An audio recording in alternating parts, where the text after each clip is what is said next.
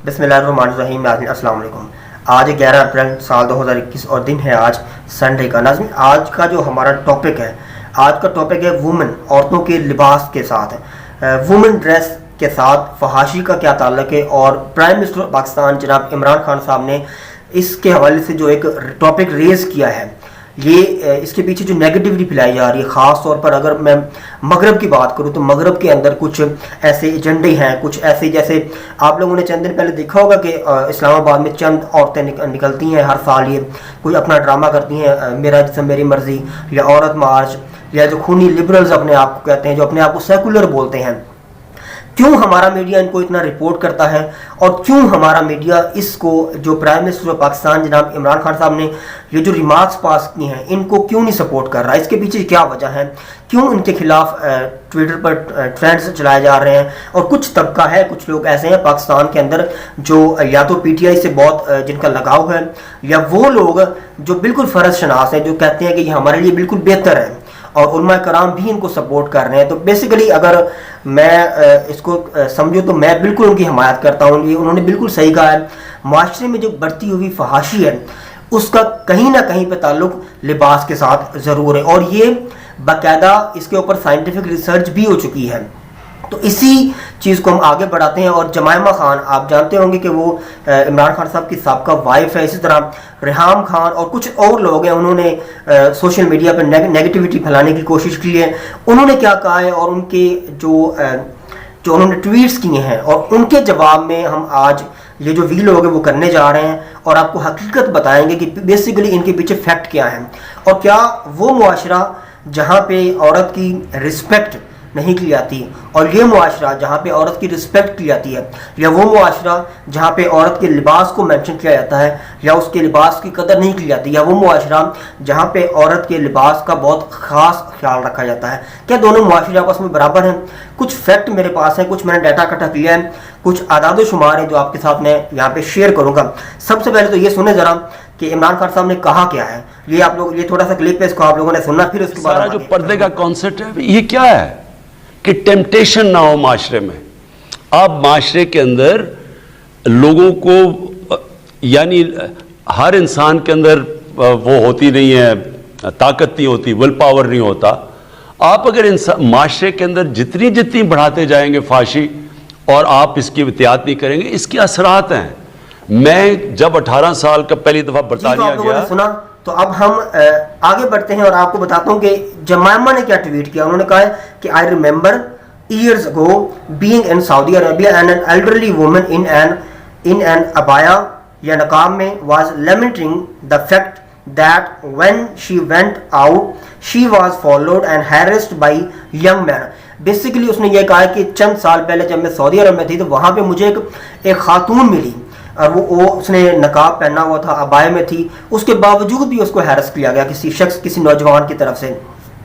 तो मैं मोहतरमा आपको ये बता दूं कि किसी एक शख्स की गलती आप पूरी कौम पे नहीं थोप सकती। तो आगे उन्होंने एक कुरान मजीद का रेफरेंस दिया है, सूरत अल नूर और आयत नंबर 30 को उन्होंने मेंशन किया। जरा मैं भी आपको ये बता दूं कि उन्होंने कहा, से to the believing man that they restrain their eyes and guard there private parts. अल कुरान 24। यहाँ पे जमायमा खान ने सूरह अल-नूर की आयत नंबर 30 को ट्वीट किया है। तो जब मैंने कुरान पाक उठा के वहाँ पे आयत नंबर 30 देखी तो मैंने साथ 31 भी देख ली। अब ज़रा सुने कि दोबारा मैं ये आयत नंबर 30 और आयत नंबर 31 आपके सामने यहाँ पे पढ़ के बताता हूँ आपको, फिर आप लोगों ने फैसला करना है कि क्या इसमें किस हद तक उनका जो लिंक है, या किस हद तक उनकी जो सोच है वो ठीक है, और जो इमरान खान साहब ने जो कहा है और वो किस हद तक ठीक है।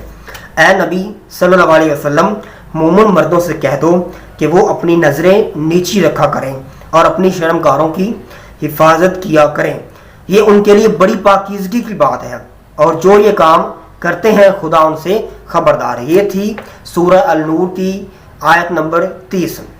अब आगे बढ़ते हैं आयत नंबर 31 की तरफ। ये औरतों के बारे में यहाँ पे ये इसको ज़रा गौर से सुनना। और मोमिन औरतों से भी कह दो कि वो भी अपनी निगाहें नीची रखा करें और अपनी शर्मगाहों की हिफाजत किया करें, और अपनी आराइश यानी जो जेवर के मुकामात हैं उनकी हिफाजत,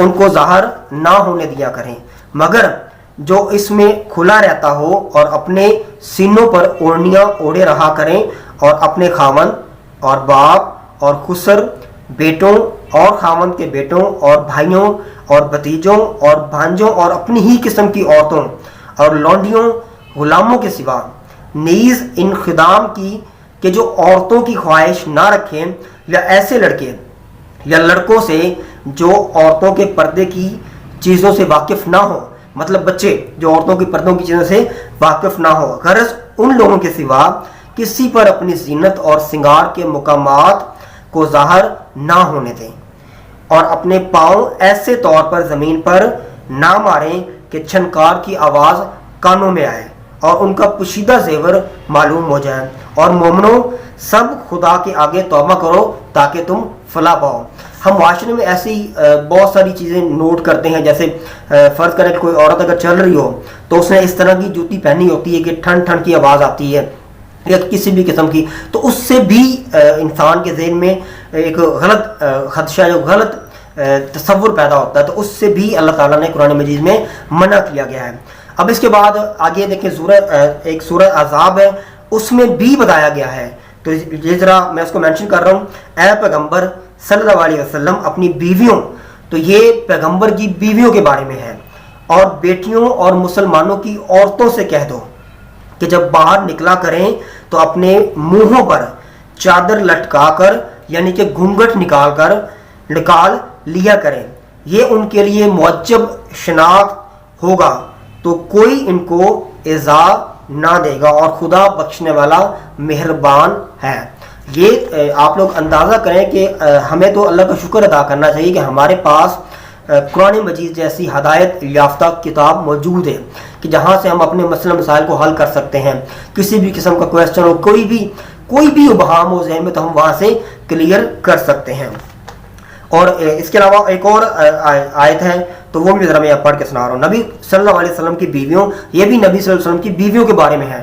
تو آج کی عورتیں اور وہ حضور اکرم صلی اللہ علیہ وسلم کی ازواج مطہرات، اور ان میں زمین آسمان کا فرق ہے۔ ہم تو ان کے پاؤں کے برابر بھی نہیں ہیں، ان کی پاؤں کے خاک کے برابر بھی نہیں ہے۔ اللہ تعالیٰ ہمارے گناہ معاف کرے۔ تم عام عورتوں کی طرح نہیں ہو، یہ اللہ تعالیٰ نبی کی عورتوں کو فرما رہے ہیں کہ تم عام عورتوں کی طرح نہیں ہو، اگر تم اللہ سے ڈرنے والی ہو تو دبی زبان سے بات نہ کیا کرو کہ دل کی خرابی کا مبتلا کوئی شخص لالچ میں پڑ جائے، بلکہ صاف سیدھی بات کرو۔ تو یہ اکثر جو پرانی خواتین ہیں ہمارے معاشرے کے اندر، وہ کہتی ہیں کہ اپنی بیٹیوں کو بولتی ہیں کہ بیٹی آپ نے جب باہر جانا ہے تو سیدھی بات کرنی ہے، صاف بات کرنی ہے، نہ کہ اس کو توڑ مڑوڑ کے یا اپنے نرم لہجے میں بات کرنی ہے، تاکہ اس سے بھی ابہام پیدا ہو سکتا ہے، اس سے بھی اگلے کے ذہن میں غلط جو شکوک و شبہات ہیں وہ پیدا ہو سکتے ہیں۔ تو اس لیے منع کیا گیا قرآن مجید میں، اور ہمیں یہ معاشرے میں دیکھنے کو ملتا بھی ہے۔ اور اللہ حق بات کہنے میں نہیں شرماتا۔ نبی صلی اللہ علیہ وسلم کی بیویوں سے اگر تمہیں کچھ مانگنا ہو تو پردے کے پیچھے سے مانگا کرو، یہ تمہارے اور ان کے دلوں کی پاکیزگی کے لیے زیادہ مناسب طریقہ ہے۔ تمہارے لیے ہرگز جائز نہیں کہ اللہ کے رسول صلی اللہ علیہ وسلم کو تکلیف دو۔